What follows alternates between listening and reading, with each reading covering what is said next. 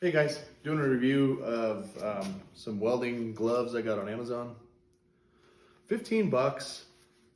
Stitching's really good. You know, they're lightweight, they're TIG gloves. So, I don't know if you can see the thickness, but they're comfy. You can do pretty much anything you want. I've used them with MIG mostly and have had good luck. I mean, obviously they get a little warm.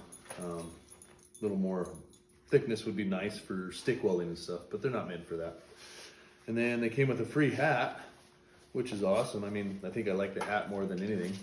It is nice stitching in and out, super comfortable. It's got the nice long bill on it, so it protects your neck pretty good.